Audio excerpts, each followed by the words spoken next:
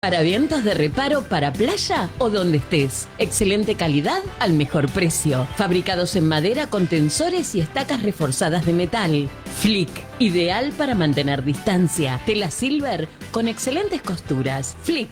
20 horas 14 minutos en todo el territorio argentino. Bueno, interrumpí la tanda un cachito para... después la continuamos. Estamos con nuestro invitado del día de hoy. Recibimos a Norberto Miller. ¿Cómo estás, Norberto? Director de Derechos Humanos. Hola María, buenas tardes noches, va. Buenas tardes, noches, buenas tardes. Con ya se nos vino Santa Rosa. Sí. ¿Ah? Un viento y una lluvia ahí que... Terrible. Hay que cuidarse, bueno, hay que tratar de quedarse en casa, no salir y tratar, bueno, de llegar, ¿no? De volver, porque de eso se trata. Sí. Bueno, Norberto, contame, ayer, bueno, 30 de agosto, Día Internacional de los detenidos desaparecidos. Ahí está. Contame un poquito, a ver, ¿hubo una actividad? ¿Estuvieron ustedes en el instituto? Sí, mira María, ayer en el Instituto 81 se conmemoró el Día del detenida desaparecido. Y sí, hicimos una actividad desde la Secretaría de Derechos Humanos que consistió en una exhibición de fotos de la época de la dictadura, de cuando se liberaron los presos políticos, y a su vez exhibimos una cantidad de libros prohibidos en la dictadura. Ajá. Había muchísimos. Muchísimos. Ahora después entramos en eso. Después hubo como una mesa redonda con compañeros detenidos de esa época que fueron... Estaba Rubén Alimonta, Rubén Ruiz, bueno, Silvio, bueno, no me acuerdo el nombre de Silvio ahora, después me acordaré el apellido. Silvio Lorenzini. Ahí está. Y bueno, y yo. Estuvimos abriendo, digamos, una charla muy amena, respondimos algunas preguntas de los jóvenes más que nada que había.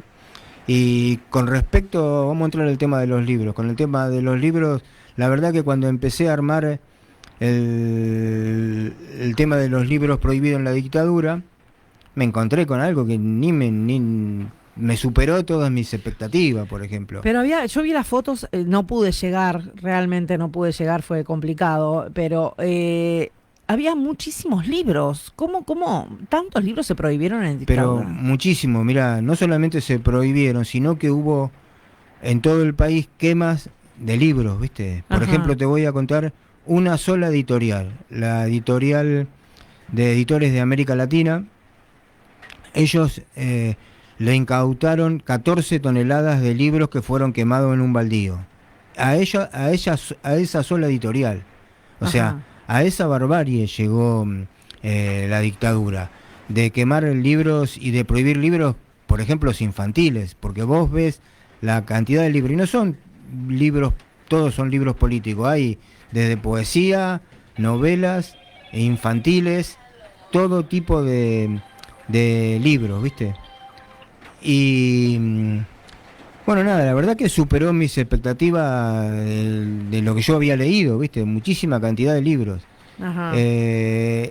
En la muestra tuvimos un grupito nada más, ¿viste? Pero vos agarrás los archivos y agarrás los decretos, son miles de libros y miles de decretos. Terrible. Los decretos son inverosímiles, ¿viste? No, son rarísimos. Bueno, pero así también como los libros, hubo música que también estuvo prohibida en esa época. Por supuesto, en realidad lo que se prohibía era pensar, ¿viste? Se prohibía pensar. Y entrando a lo que conmemoración, ¿no? Que es un acto del ejercicio de la memoria colectiva del pueblo, que es algo que tenemos que trabajar cotidianamente. Cada vez que vengo a la radio lo repito eso, ¿no? Que es una lucha cotidiana, el tema de la memoria colectiva con la atrocidad de la noche negra de la dictadura en nuestro país. Hoy más que nunca, cuando estamos a días de de una elección, de que todos los ciudadanos, más allá de los partidos que representemos o representen, ¿viste?, los candidatos, más allá de eso, la posibilidad de poder votar y elegir a sus candidatos, ¿no? A sus dirigentes, a los que van a gobernar. Eso es importantísimo, eso que se construyó en nuestro país. Y los construimos luchando en la calle, porque a la dictadura se la sacó con lucha. Y la lucha de los derechos humanos es cotidiana, porque no podés descansar, porque el pueblo que descansa con eso puede cometer el mismo error, ¿no? Hay, siempre se piensa eso, ¿no? Y siempre se habla de ese tema, ¿no? De que no se puede dar esa tregua. Hay que persistir y bueno, que esto no vuelva a pasar nunca más. No, te das cuenta en la intolerancia de algunos sectores, ¿no? Te das cuenta porque no podemos dejar pasar que hay sectores políticos que tienen una intolerancia terrible, ¿no? Y no solamente los sectores políticos, hay también parte de la sociedad que te dice, por ejemplo, hoy en día, a mí me gustaría que vuelvan los militares. Bueno, como olvidándonos de toda esa época nefasta que tuvimos que pasar o que tuvieron que pasar los argentinos. Yo en ese momento no vivía acá en el país, pero que tuvieron que pasar los argentinos. La sociedad entera, porque hoy lo seguimos sufriendo. Pero eso, María, está fogoneado por algunos medios hegemónicos y por los dueños del poder en la Argentina. Está fogoneado, no es una casualidad. Y hay gente que repite sin siquiera leer un libro, comprender lo que realmente pasó. Leer un diario viejo. Vos abriendo un diario viejo de los 80 o de los 70, te das cuenta quiénes son las caras, son los mismos. Los mismos del neoliberalismo son los que gobernaron y los que gobernaron en nuestro país desde que se hizo la campaña del desierto, ¿viste? Así que no, es buscar un poquito y pensar por sí mismo y fijarse quiénes son las personas, ¿viste? Que son los hijos de los dueños del país. Así que nada, después como que hay que seguir fortaleciendo los derechos humanos y la democracia. O sea, a mí ser parte del gobierno que tiene los derechos humanos como política de Estado, me parece importantísimo. Más allá que hay montones de cosas que tenemos que avanzar y que tenemos que mejorar en nuestro país, ¿no?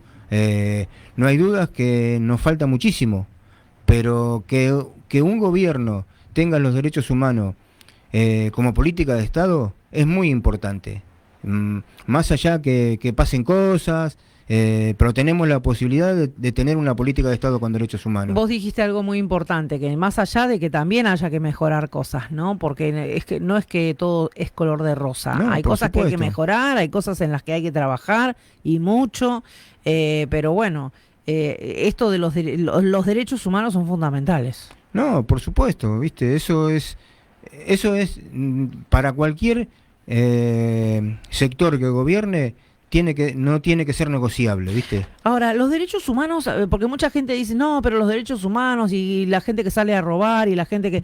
¿Los derechos humanos bien entendidos se confunden o cómo es el tema? Porque cuando la gente sale a decir, después de un robo, después de alguna entradera, y bueno, después salen a defender a los presos, ¿cuál es la diferencia, Norberto, entre uno y otro? Entre lo que pasó en la dictadura y lo que tenemos hoy de pronto con el tema de la inseguridad. Es que son dos cosas distintas. Es una falacia eso, ¿no? Son dos cosas distintas totalmente. O sea, que alguien delinca no quiere decir que la justicia tiene que apresarlo y tenemos todo el sistema judicial para que se lo juzgue y cumple la condena que tenga que cumplir. Ahora, vos, más allá de lo que cada persona cometa, digamos, no podés violarle los derechos.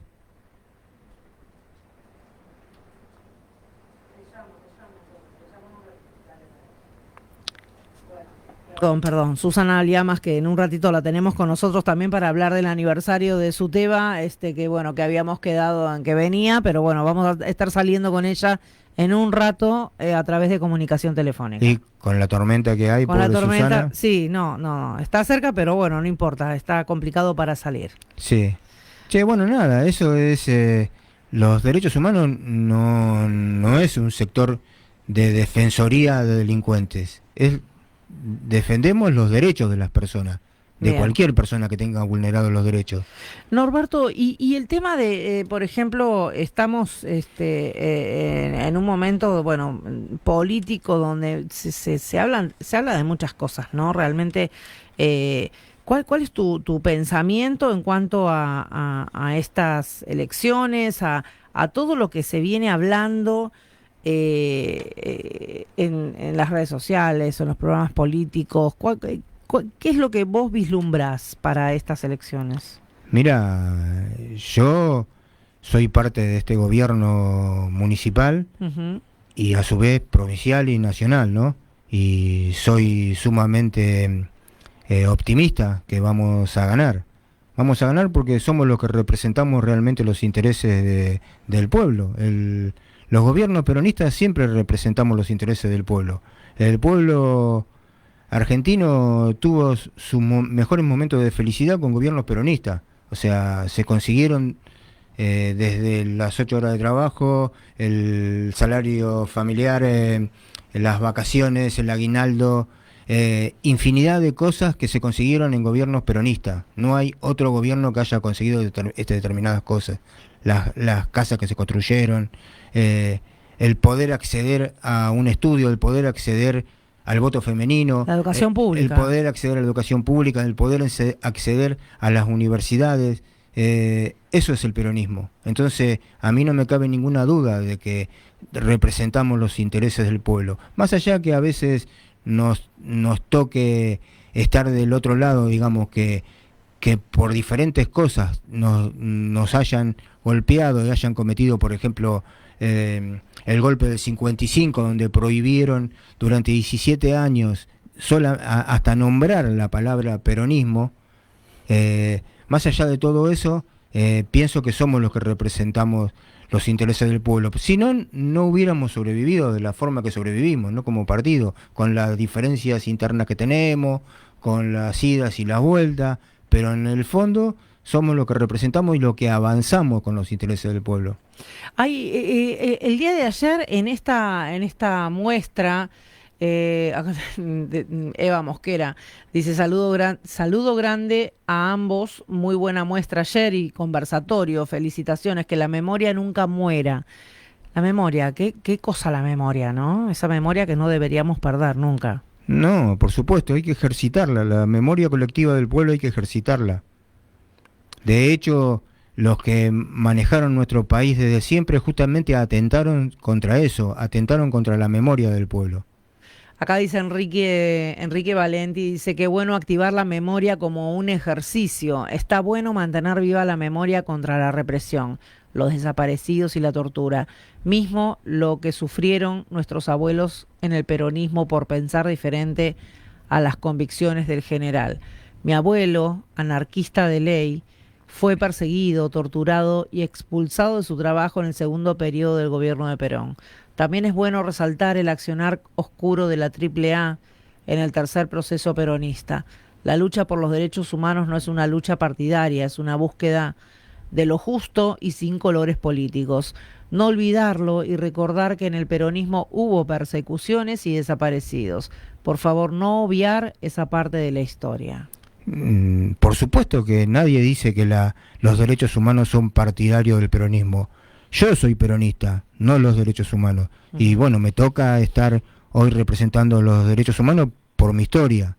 Y nada, eso, por supuesto que estoy de acuerdo que los derechos humanos no es bandera de nadie. Por eso justamente dije en un momento de que más allá del que gobierne nuestro país, los derechos humanos son innegociables. Después sí, vos María me preguntaste sobre la política nacional y yo soy peronista, soy parte de este gobierno. Entonces bueno, no puedo esquivarle al bulto, no me ando escondiendo digamos, mi ideología. Contame, porque vos hablas de tu historia, contanos un poquito sobre tu historia, Mira, sobre tu experiencia con todo. Más allá de mi historia, primero por ahí me gustaría hablar sobre el porqué de los detenidos desaparecidos, ¿no? De esta política sistemática de desaparecer las personas, que fue justamente una política para meter miedo para que no participemos. Los mejores cuadros, la mejor parte de nuestra juventud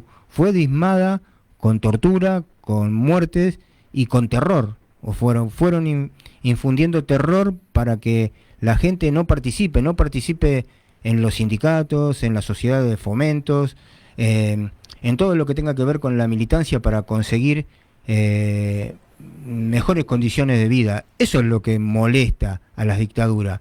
Molesta que la gente que está abajo quiera estar mejor. Eso es lo que realmente molesta.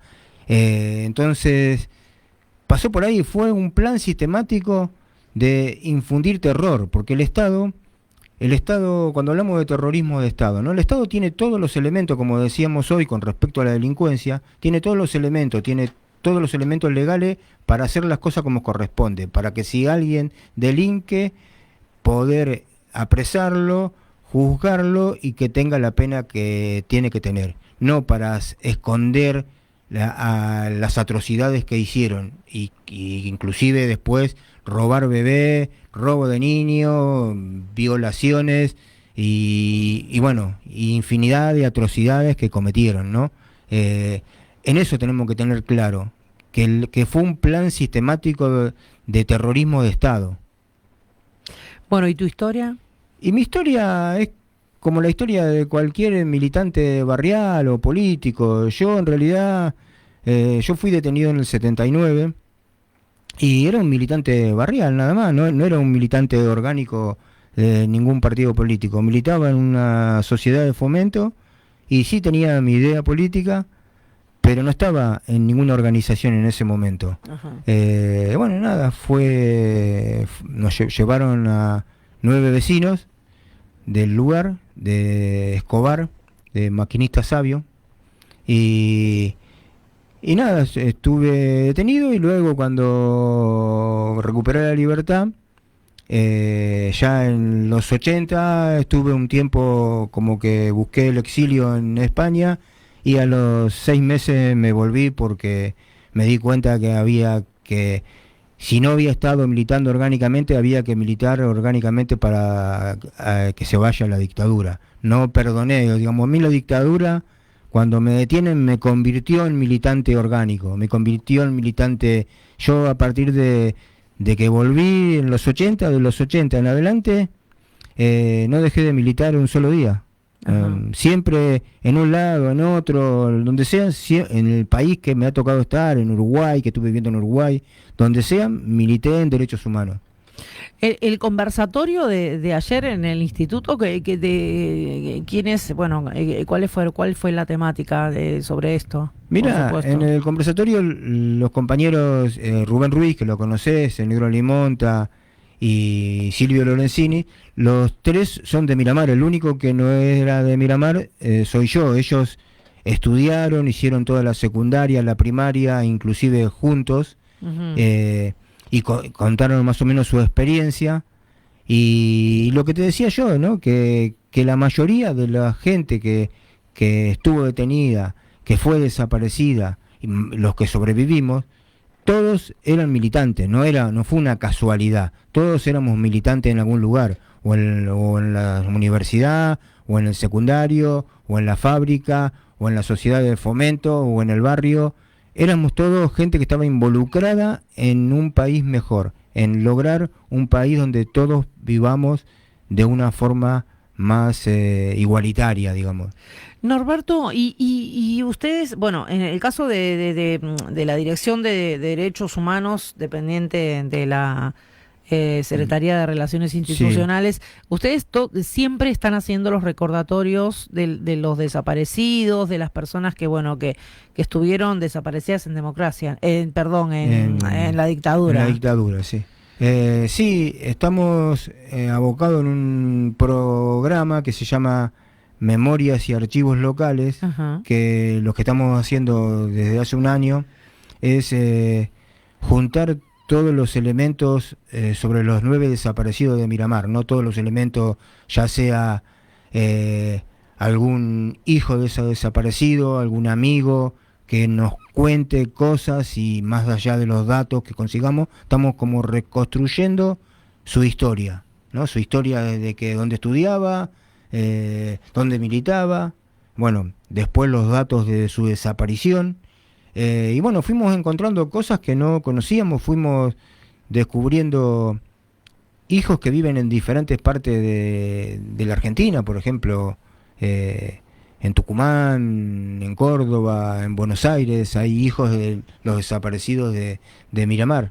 Entonces estamos reconstruyendo eso, armando el archivo, y bueno, haciendo pequeños videos cada vez que se conmemora la desaparición de alguno de los compañeros o la compañera. Parte de nuestra historia, ¿no? También. Parte de nuestra historia, digamos, hacemos como un ejercicio de memoria, y lo que tratamos es de corporizar, por eso que averiguamos dónde estudiaban, dónde era, quién era el novio, quién era la novia, porque ahí lo tenemos más fresco, ¿entendés? Cuando nos damos cuenta que no es solamente la cifra de los 30.000, que son 30.000, ¿no?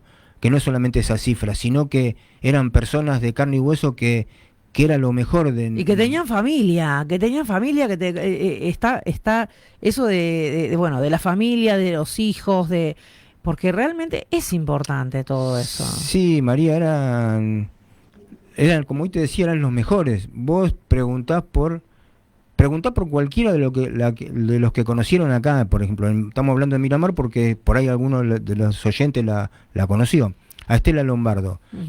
Cada vez que vos hablas de Estela Lombardo, todos te dicen que era la mejor compañera, la mejor trabajadora, la más solidaria, ¿viste? Entonces vos decís, pero claro, nos sacaron lo mejor de la juventud. Es así. Bueno, está llegando Susana Liamas. Yo no sé si vos querés que la sumemos o cortamos, porque a mí me encantaría que Susana también, porque desde SUTEBA también se hizo un recordatorio. Sí. Día Internacional de los Desaparecidos, así que yo, para ganar en tiempo, me encantaría que Susana se sume, se siente. Son dos notas diferentes, le cuento a la audiencia, pero bueno, me encantaría que se pueda sumar. Susana, adelante, sentate.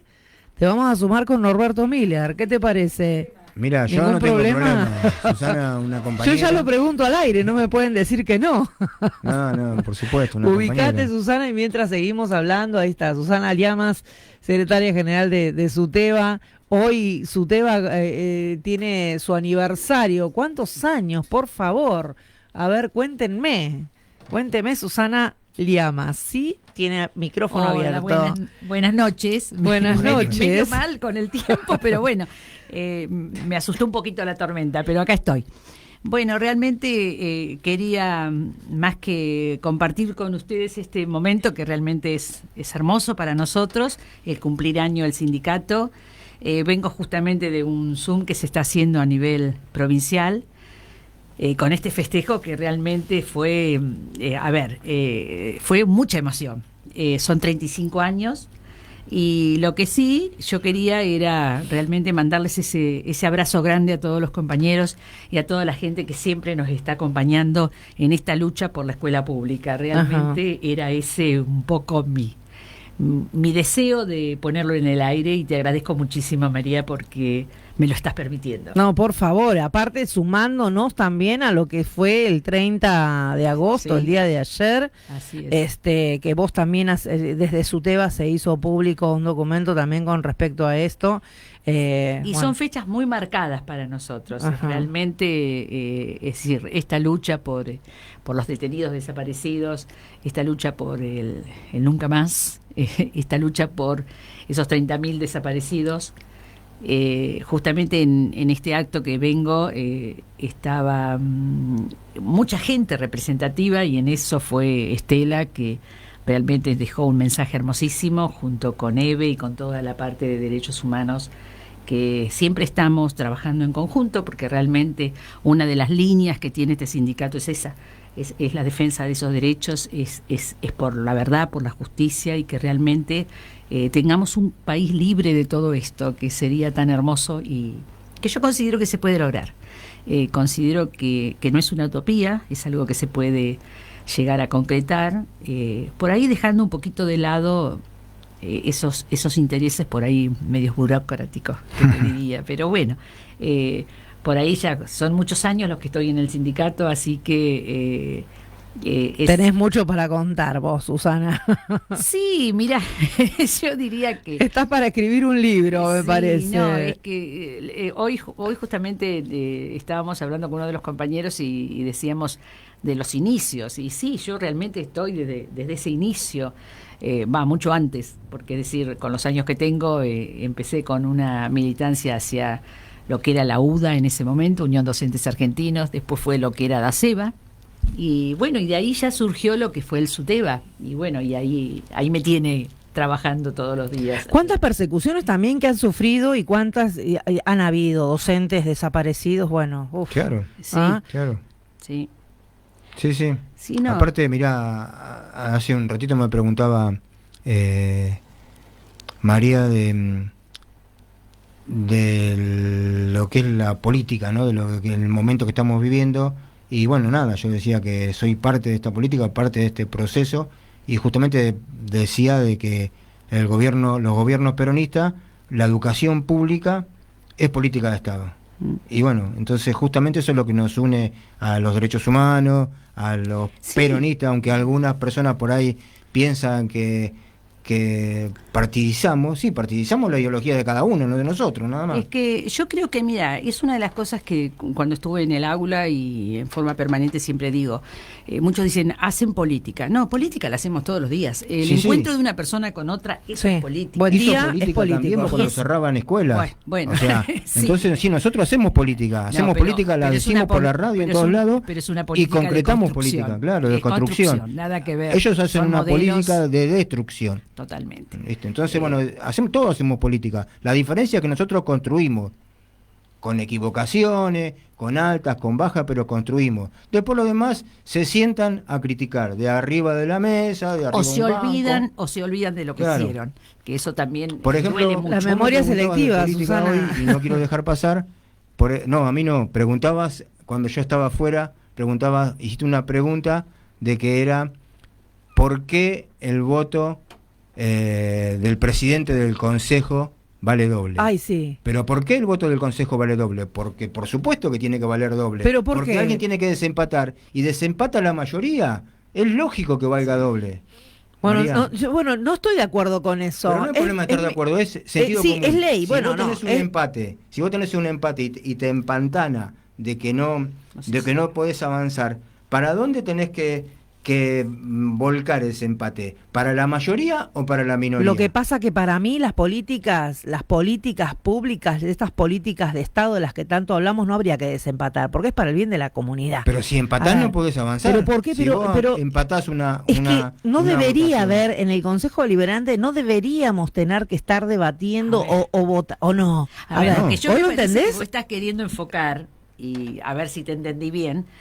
Yo creo que acá lo que estamos poniendo sobre la mesa es si hay que llegar a un desempate sobre una política que favorece al vecino, a la comunidad, a la comunidad. Yo creo que eso no debería ni llegar a ser. No, por supuesto. Bueno, pero el problema está ¿por de qué? que como realmente, claro, pero como realmente... Porque hay dos sectores, el que destruye la educación pública o la salud, y el que quiere construir. Y está muy claro quiénes son los sectores que destruyen la salud pública, quiénes son los sectores que destruyen la educación. Lo dejaron muy claro este último tiempo. Hay sectores que se dedican a destruir para beneficios de unos pocos. Y eso hay que tenerlo claro. Sí, lo más preocupante, yo siempre digo, es uno de los puntos que yo siempre pongo sobre la mesa de cualquier discusión, que es la memoria. Nosotros no podemos olvidarnos de las cosas. Es decir, yo no veo bien esa actitud de enfrentamiento. Yo creo que acá tenemos que hacer una construcción, pero en esa construcción tiene que estar más que clara la memoria, porque acá no nos podemos olvidar. Yo, por ejemplo, no puedo aceptar que hoy me digan que no, con el gobierno anterior no hubo una destrucción de la escuela pública. Es la realidad, no lo podemos engañar. Entonces, a todas aquellas personas que discuten sobre ese tema, yo quisiera dialogar, no quiero ir al enfrentamiento, pero no me pueden decir que se olvidaron de lo que fue el Plan Conectar, donde claro, realmente si eso hubiese seguido el camino que venía, porque acá no es, acá hay algo y viene un gobierno diferente y lo cambio, no, si eso sirve, sigámoslo para adelante, acá hay que construir. Entonces, si hoy por hoy ese Plan Conectar hubiese seguido su camino, sí, las cosas no hubiésemos en tenido pandemia el no hubiéramos problema que tenido, tuvimos con claro, la pandemia exacto, en educación. Entonces, de esa misma manera yo te puedo llegar a mostrar un montón de facetas que perdió la escuela en ese momento. A ver, algo más que claro, perdimos las paritarias. Entonces, si hoy por hoy tenemos el orgullo de decir que tenemos paritarias abiertas, pero con la palabra correcta, que es abierta, es donde se discute, donde se plantea lo que es la inflación, lo que es el sueldo, lo que es las horas de trabajo. Entonces, a ver, tenemos que mirar esa parte, porque si no, es una pelea sobre algo que no tiene sentido de ser. Y fíjate, mirá, estás hablando de paritarias y yo me acuerdo que en los 4 años de Macri no hubo acuerdo. No, pero la Era cerrada. una lucha A ver, permanente. La paritaria nacional fue cerrada. Y la paritaria discútanmelo. nacional donde establece un piso en todo un país para que ningún docente cobre menos que eso. Y no solamente hablamos del sueldo docente, hablamos del presupuesto educativo. de los remedios a los jubilados. Bueno, eso, o sea, la la salud, cantidad de remedios salud, que sacaron no. a los jubilados es terrible. Se fueron poniendo de vuelta ahora este último tiempo en plena pandemia. Pero aparte, vos decías que tendríamos que tener un consenso, que sería lo más lógico, entre el que gobierna y la oposición cuando se votan cosas para el beneficio de la gente. ¿Qué podés hacer con esta oposición que chimangueó y chimanga, digamos, y carroñea la pandemia, que ruega que haya más muertos para un beneficio político, que ruega que manda a sus lacayos de los medios a que mandar a tomar cloro, que son antivacunas? ¿Qué podés construir con esta oposición? Nacional, provincial y local, porque son todos unos hipócritas que militaron lo antivacuna y que usaron la pandemia para hacer campaña, ¿entendés? Cuando es algo que era la vida de todos. Claro, pero Tendríamos que haber estado todos atrás de, bueno, dejamos por hoy los intereses políticos partidarios y avanzamos con el tema de la pandemia. No, viste, cada uno fue a... Y a eso sumarle que era algo a nivel mundial. La pandemia no es algo que nos pasó en la Argentina. No, por es algo que supuesto. fue mundial y cada país tuvo que ver qué estrategia usar para poder salir adelante. Sí, Y de fuimos acuerdo, aprendiendo Y lo no cotidiano. sobre la por marcha. eso, y cuando se renegaban, a ver, yo toco el tema de lo que es la presencialidad, que es una de las cosas que me gustaría también... Sí, te iba a preguntar Claro. sobre eso, sí. Porque realmente, a ver, nosotros nunca estuvimos en contra de una presencialidad, pero siempre le poníamos la palabrita cuidada, y la palabrita que decía que no lo determinaba educación, sino salud. Ajá. Entonces, ¿por qué es esa locura de los chicos sí, los chicos no, los chicos los toman como rehenes? No, paren, los primeros que lo tomaron de rehenes fueron ellos, es la oposición, como vos decís, que es la realidad. A mí, Cerraron escuela. Pero, no, es que- acá la media cerró. no, pero un además curso, acá pero en además de cualquier lugar cerrar de- las escuelas que quedaron totalmente abandonadas, porque Pero realmente ¿qué, lo qué que era dice, gasto de qué dice hoy la infraestructura, oposición? ¿Qué nada. dice hoy la oposición o cualquiera que está en la campaña de Cambiemos con los jardines abandonados que no pudieron terminar? ¿Qué dicen? ¿Dicen algo? No. Hablan de la pandemia, de esto, del otro, Bueno, pero y no a dicen ver, nada de lo que no cuando pudieron alguien concretar. no puede realmente hacer un discurso o una definición de un proyecto, ahí te está demostrando que realmente no lo tienen. Porque, a ver, yo siempre, por eso cuando hablaba al principio de política, yo siempre digo que en la escuela se hace política, sí. Lo que no se debe hacer es partidismo. Y en eso tenemos que definirnos bien claramente. A ver, Yo el partidismo, para eso están los lugares donde se Claro, puede donde realizar. milita cada uno. Pero tampoco desde un lugar, por ejemplo, hoy por hoy del sindicato, cuando me dicen, ay, vos sos tal cosa, vos sos tal cosa. No, a ver, vamos a empezar por algo concreto. Yo voy a defender siempre la escuela pública. Yo voy a defender aquel proyecto que me esté mostrando que estamos garantizando derechos. Y eso es ideológico. Y sí que es ideológico. Totalmente. Pero bueno, claro que es ideológico. Pero eso lleva a que vos puedas apoyar o no un proyecto de país. Claro. Y hoy por hoy esto lo tenemos más que claro. Volviendo a lo que es la presencialidad, quiero retomar un poquito eso, porque hay mucha confusión. Hay mucho, yo digo, discurso sin conocimiento. Porque Ajá. nosotros tenemos normativas. Desde el primer momento de esta pandemia aparecieron los planes jurisdiccionales. Y esos planes están trabajados desde ámbitos, no solamente educativos, sino de salud.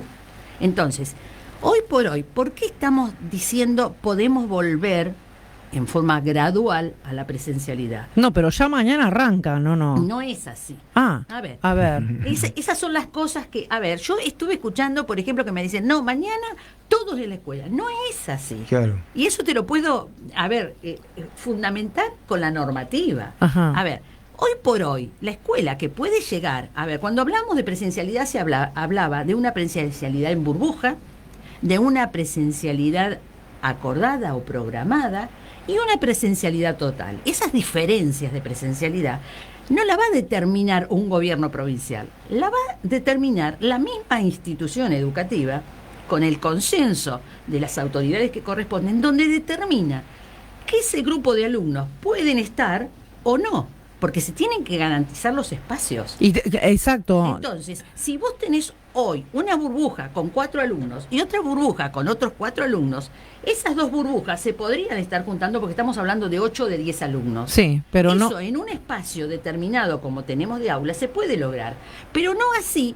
un curso que haya 24, Claro, 26. porque no les da el aforo, o lo que no. fuera. No les Entonces da. ahí Sí. vamos a tener que continuar con esas burbujas o con esa programada en la cual va un grupo, va otro y este se combina con este y podemos generar esa presencia. O sea, se amplía se amplían los cuidados, o sea, se han modificado de pronto los protocolos. Perdón, mira, la cosa es así, acá no estamos modificando nada, esto fue desde un primer momento se habló, cuando empezamos a ver cómo volvemos a la escuela, se empezó a trabajar en este modelo. Sí. Y este modelo está determinando este tipo de presencialidad. Entonces, hoy por hoy, aquellas escuelas que estén en condiciones pueden estar dando clase como si fuera normal. Pero en ese normal va a entrar todos los cuidados del uso del barbijo, de la ventilación cruzada, del control de la temperatura, de salir en los recreos todos, les guste o no, tienen que salir todos los chicos afuera, para que ese salón sea higienizado cada 90 minutos. Y eso está normado, no es que alguien dice, me gusta o no me gusta. No, Claro. eso hay que hacerlo. Sí. Es decir, por eso te digo, yo creo que hoy por hoy tenemos que ir proyectándonos a esa presencialidad. Esa presencialidad va a poder tener distintos modelos, porque en aquellos lugares que se permita van a poder estar los alumnos. O sea que En no es aquellos que mañana arrancan todos la presencialidad plena, como se dijo. No es así. Ajá. No es así. Te lo puedo... hemos tenido reuniones de todo tipo. Ajá. Yo por lo menos desde el SUTEBA estamos en permanente contacto tanto con la jefa digital como con las inspectoras y estamos permanentemente con los directivos hablando para qué escuela, hoy por hoy, si vos me decís la escuela 1, no va a lograr nunca la presencialidad. ¿Y qué total. escuela la podría lograr, por ejemplo, que tenga menos chicos? Claro, Ajá. vos fíjate que puede darse, hay jardines que son chiquitas las salas. Claro. Es decir, son poquitos los alumnos que van. Y también en esto tenés que sumar que por ahí, por ejemplo, vos decís, tengo 15 alumnos en este grupo. Y vos decís, no me da. Pero ¿qué pasa? También tenés que revisar la asistencia de ese grupo. Porque hay papás que con mucho acierto, porque yo no los voy a criticar, tienen miedo. Entonces esos papás dicen, no, yo a mi hijo no lo llevo. Y a ese niño lo vamos a tener que escolarizar igual. que estar dándole la virtualidad. Y eso está. No es que, sí, hago esto y esto no. No.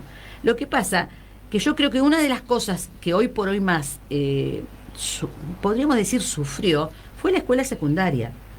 La escuela secundaria es la que más se perdió en la virtualidad, se perdió esa presencia. ¿Por qué? Porque no había recursos, como te digo esto de la conectividad, porque hay casas donde por ahí tienen un celular y son varios que se tienen que conectar, que hay Sí, un es gasto de cierto. datos que no pueden. Sí.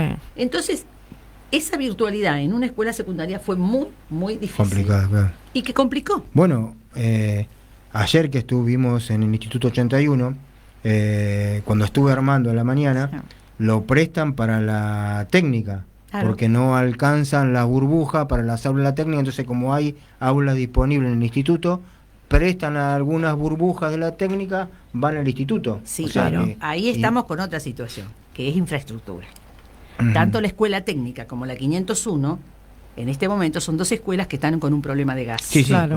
con un problema de gas, que Entonces, hay un se montón de está- aulas sin gas. Claro, entonces esos sectores se está trabajando en equipar como debe ser.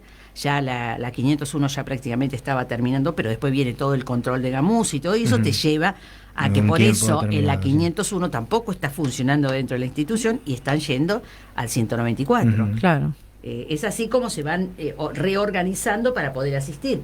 Y que realmente, por ejemplo, puntualmente en lo que es la 501, es una de las escuelas que más en desventaja está. ¿Por qué? Porque los chicos de especial no solamente tienen el área pedagógica, sino tiene toda la otra parte, que son los talleres, Claro. que hoy por hoy ya llevan casi 2 años que no lo están haciendo. Claro. Esa Sí. es la realidad. Que tienen que compartir determinadas herramientas Es o que no pueden, utensilios. no, es que no pueden Claro. estar porque eso no lo podían llevar al 194. Claro. Entonces, esa parte no se está dando. Así que realmente no. Bueno, Pero- cuántas cosas, ¿no? Cuántas cosas que hay en el... Sí, pero mira, una de las cosas para mí más importantes es no apresurarnos a emitir opiniones. Hay que hablar con propiedad, o si no, buscar la forma de cómo nos informamos bien. Porque esto que vos estás diciendo, a mí no hace mucho, un rato, me decían, no, mañana en tal colegio puntual empiezan todos. Le digo, pará, ¿cómo están diciendo eso? No es así. Entonces, yo digo que es ese corridillo de que, a ver, vos lees la normativa, esta última que recibimos, ahí te dice que es para ponerlo a práctica a partir del 1 de septiembre. Eso no quiere decir que el 1 de septiembre tenemos que estar todos, no. Es como una evaluación gradual y progresiva en la cual cada institución va a determinar sus espacios, sus posibilidades. Y la normativa lo dice, que de acuerdo a cómo Está totalmente, te digo sí, que está muy claro. Totalmente claro eso. Sí. No hay, es decir, hay que leerlo, interpretarlo. Señores, no tengo más tiempo. Y con un montón de mensajes, pero no tengo más tiempo. Yo quiero agradecerles a ambos por esta fusión que hicimos, porque si no, no nos iban a dar los tiempos tampoco para poder recibirte, Susana, porque nos pusimos a hablar con Norberto y realmente una Sí. cosa te lleva a la otra. Y Es que somos los dos de terror cuando no, empezamos a cuando hablar. se juntan, sí, ya me hicieron el programa solos ustedes. Así que te agradezco muchísimo y no, en gracias. cualquier momento que necesites. Sí, quiero que vengas para poder charlar un Sí. poco más extensamente. Sí, porque hay cosas que son muy positivas y no podemos dejarlas. Yo, por ejemplo, así cortito te digo, estamos orgullosos de la cantidad de cargos que llegaron para los equipos de distrito. Ah, mirá. Era un tema que veníamos exigiéndolo mucho porque las escuelas tienen que tener su equipo de distrito. Y bueno, y ahora podemos decir que en el distrito llegaron una cantidad importante de cargos, Ajá. que eso va a ir solucionando. Bien. Esa preocupación se tenía porque había equipos que se movían de una escuela a otra y eso no sirve. No, ni hablar, No. ni hablar. Pero bueno, les agradezco. A No, Norberto, muchas gracias un a vos gusto. por brindarnos como el siempre. espacio. Que esto es Claro. hermoso. Sí, sí, Poder muchas Susana. gracias. Ah, Te muchas agradezco. gracias. Muchas Nosotros gracias. nos vamos, ¿qué hora es? Ya 20 horas 57 minutos en todo no se me vayan, ustedes quédense charlando un ratito ahí si quieren. Nosotros nos vamos hasta mañana.